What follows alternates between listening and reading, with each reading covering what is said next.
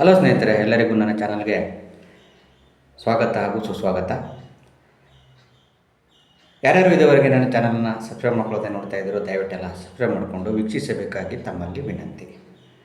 ಎಲ್ಲರೂ ಸೌಖ್ಯವಾಗಿದ್ದಾರೆ ಅಂತ ತಿಳಿದುಕೊಂಡು ವಿಡಿಯೋವನ್ನು ಮಾಡುತ್ತಿದ್ದೇನೆ. ವಿಷಯ ತುಂಬ ಇಂಪಾರ್ಟೆಂಟ್ ಇರೋದರಿಂದ ದಯವಿಟ್ಟು ಯಾರು ಎಲ್ಲೂ ಸ್ಕಿಪ್ ಮಾಡದೆ ಪೂರ್ತಿ ವಿಡಿಯೋವನ್ನು ವೀಕ್ಷಣೆ ಮಾಡಿ ನನ್ನನ್ನು ಬೆಂಬಲಿಸಬೇಕಾಗಿ ವಿನಂತಿ. ಇವತ್ತಿನ ವಿಷಯ ಅಂತಂದ್ರೆ ದೇಶದಾದ್ಯಂತ ಚರ್ಚೆ ಆಗುತ್ತಿರುವಂತಹ ಉಗ್ರ ದಾಳಿ ಪ್ರಕರಣ ಕಾಶ್ಮೀರದ ಪಹಲ್ಗಾಮ್ನಲ್ಲಿ. ಇವತ್ತು ನಾನು ಒಂದು 2-3 ವಿಷಯದ ಕುರಿತು ಚರ್ಚೆ ಮಾಡೋದಿತ್ತು. ಇಸ್ರೇಲ್ ಹಾಗೂ ಭಾರತಕ್ಕಿರುವ ವ್ಯತ್ಯಾಸ ಒಂದು.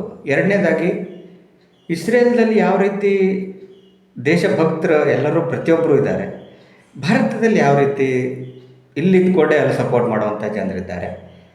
ಮೂರನೇದಾಗಿ, UPA ಸರ್ಕಾರ ಇದ್ದಾಗ ಹಾಗೂ ಮೋದಿಯವ್ರ ಸರ್ಕಾರ ಇದ್ದಾಗ ಇಂಥ ಘಟನೆಗಳು ನಡೆದಾಗ ಏನು ವ್ಯತ್ಯಾಸ, ಪ್ರಮುಖವಾಗಿ ಈ 3 ವಿಷಯ ಕುರಿತು ತಮ್ಮೊಂದಿಗೆ ಚರ್ಚೆ ಮಾಡಬೇಕಾಗಿತ್ತು. ಮೊದಲನೇದಾಗಿ, ನಾನು ಸೋಷಿಯಲ್ ಮೀಡಿಯಾದಲ್ಲೆಲ್ಲ ನೋಡ್ತಿದ್ದೆ, ಇಸ್ರೇಲ್ ಆಗಿದ್ರೆ ಇಷ್ಟೊತ್ತಿಗೆ ಪಾಕಿಸ್ತಾನ ಯಾವಾಗೂ ಪೀಸ್ ಆಗೋಗ್ತಿತ್ತು, ಪಾಕಿಸ್ತಾನ ಭೂಪಟದಿಂದನೇ ಕಾಣೆ ಆಗಿಬಿಡ್ತಿತ್ತು ಅಂಥೇಳಿ ಕಾಮೆಂಟ್ ಹಾಕಿದರು. ಅದು ನಿಜವೂ ಹೌದು. ಯಾಕೆ ಅಂತಂದರೆ, ಇಸ್ರೇಲ್ ಸುತ್ತಮುತ್ತಲೂ ಇರುವಂತಹ ದೇಶಗಳೇನಿದಾವಲ್ಲ, ಅವು ಇಸ್ರೇಲನ್ನು ಸರ್ವನಾಶ ಮಾಡಬೇಕಂತ ಅದು ದೇಶ ರಚನೆ ಆದಾಗಿಂದ ಪಣ ತೊಟ್ಟಿದ್ದಾವೆ. ರಚನೆ ಆದ ಕೂಡಲೇ ಯುದ್ಧ ಸಾರಿದ್ದಾವೆ, 7 ದೇಶ ಕೂಡಿ. ಆದರೆ ಅವರಿಗೆಲ್ಲ ಯಾವ ರೀತಿ ಅದು ಉತ್ತರ ಕೊಟ್ಟಿದೆ ಅಂತಂದರೆ ಅದು ಮಾದರಿ ಆಗುತ್ತೆ. ನಮಗೆ ಭಾರತೀಯರಿಗೂ ಮಾದರಿನೇ ಅದು. ಯಾಕೆ ಅಂತಂದರೆ, ಈಗಲೇ ನಮಗೆ ಇಸ್ರೇಲ್ ಅಂತ ಪರಿಸ್ಥಿತಿ ಬಂದು ಒದಗಿದೆ. ಸುತ್ತಮುತ್ತಲೂ ಅದೇ ರೀತಿ ದೇಶಗಳಿದ್ದಾವೆ. ಚೈನಾ, ಗೋಸುಂಬೆ, ಪಾಕಿಸ್ತಾನ, ಬಾಂಗ್ಲಾದೇಶ 2 ಮತಾಂಧ ಶಕ್ತಿಗಳ ದೇಶ. ಪುಣ್ಯ ಅಂತಂದರೆ 3 ಕಡೆಯಿಂದ ಸಮುದ್ರ ಇದೆ, ಅದೊಂದು ನಮ್ಮದು ಸ್ವಲ್ಪ ಅದೃಷ್ಟ ಅಂತ ಹೇಳ್ಬೋದು. ಇಸ್ರೇಲಲ್ಲಿ ಅವ್ರ ಮೇಲೆ ಯಾರೋ ಒಬ್ಬರು ಜಗತ್ತಿನ ಯಾವುದೇ ಭಾಗದಲ್ಲಿ ದಾಳಿ ಮಾಡಲಿ, ಇಡೀ ದೇಶನೇ ಅಲ್ಲಿ ಹೋಗಿ ಹೊಡೆದು ಬರುತ್ತೆ ಅವರಿಗೆ. ಆಮೇಲೆ ಪ್ರತಿಯೊಬ್ಬ ಪ್ರಜೆನೂ ಅವಶ್ಯ ಬಿದ್ದರೆ ಮಿಲ್ಟ್ರಿಯವ್ರ ಜೊತೆ ಹೋಗ್ತಾನೆ ಅವನು ಹೋರಾಡಲಿಕ್ಕೆ. ಇದು ಇಸ್ರೇಲಿಂದ ತಾಕತ್ತು. ಹಾಗೂ ಆಮೇಲೆ ಅವ್ರು ವಿಶ್ವಸಂಸ್ಥೆ ಅಡ್ಡ ಬಂದರೆ ಅಥವಾ ಅಂತಾರಾಷ್ಟ್ರೀಯ ಯಾವುದೇ ಒತ್ತಡ ಬಂದರೆ ಹೆದರೋದಿಲ್ಲ ಅವರು. ಬೆಕ್ಕದಾಗಲಿ ಅವ್ರದ್ದು ಫಸ್ಟ್ ಏನು, ತನ್ನ ಒಬ್ಬರಿಗೆ ಹೊಡೆದ್ರೆ 10 ಜನರು ನಾವು ಶತ್ರುಗಳನ್ನು ಹೊಡಿತೇವೆ ಅನ್ನುವಂಥ ಧ್ಯೇಯ. ಆ ಧ್ಯೇಯವನ್ನು ಯಾವುದೇ ಕಾರಣಕ್ಕೂ ಅವರು ಅದರ ರಾಜಿ ಆಗಲಿಕ್ಕೆ ಬಿಡೋದಿಲ್ಲ. ಯಾವುದೇ ಕಾರಣಕ್ಕೂ ಕೂಡ ಅವರು ಅದರಿಂದ ಹಿಂದೆ ಸರಿಯೋದಿಲ್ಲ. ಅದಕ್ಕಾಗಿ ಅವರು 60-75 ಎಷ್ಟೋ ಒಂದು ಅಷ್ಟೊಂದು ನಂಗೆ ಐಡಿಯಾ ಇಲ್ಲ, ಬಟ್ ಭಾರಿ ಕಡಿಮೆ ಜನಸಂಖ್ಯೆ ಇರುವಂತಹ ಅವರ ಏನು ಸಮುದಾಯ ಇದೆ.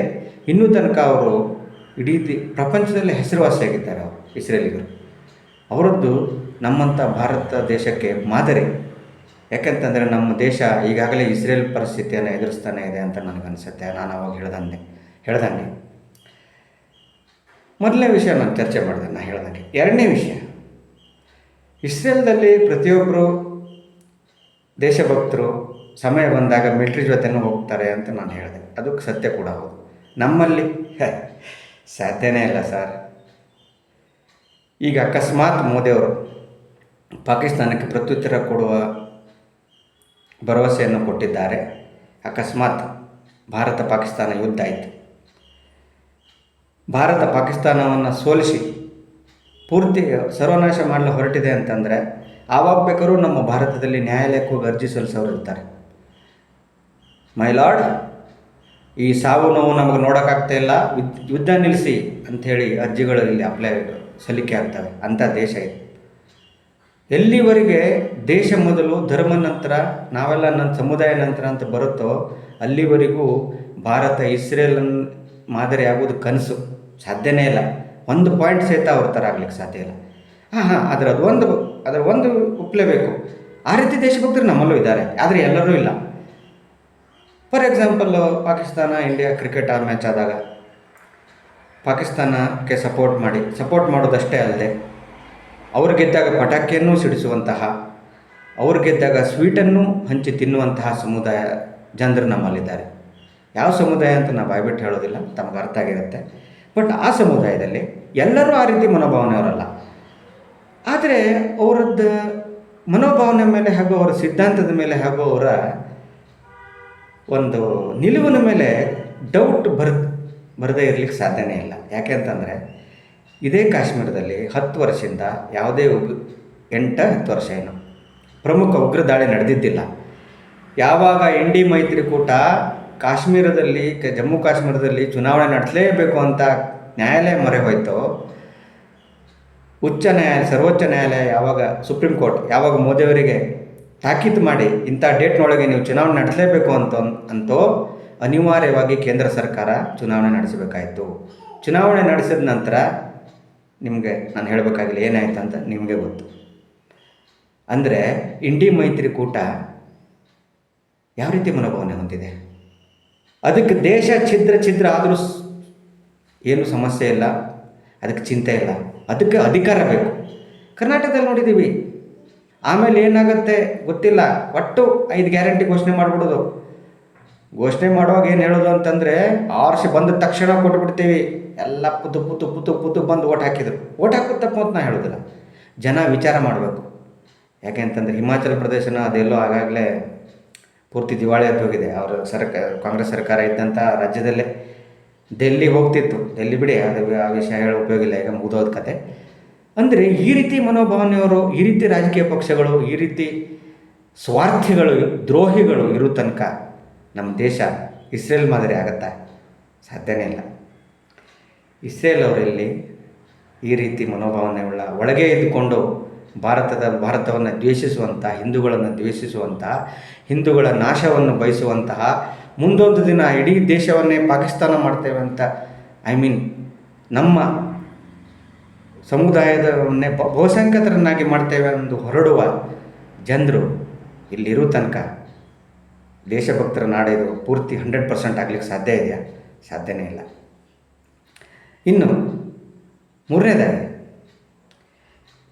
2008 ಇರ್ಬೋದು, 26/11 ಹೇಳಿ ಕುಖ್ಯಾತಿ ಪಡೆದಂತಹ ಮುಂಬೈ ದಾಳಿ, ಅರ್ಥಾತ್ ಪಾಕ್ ಉಗ್ರರು ಮುಂಬೈ ಮೇಲೆ ದಾಳಿ ಮಾಡಿ ತಾಜ್ ಹೋಟೆಲ್ ಮೇಲೆ ಎಷ್ಟೋ 100ಕ್ಕಿಂತ ಹೆಚ್ಚು ಜನರನ್ನು ಕೊಂದು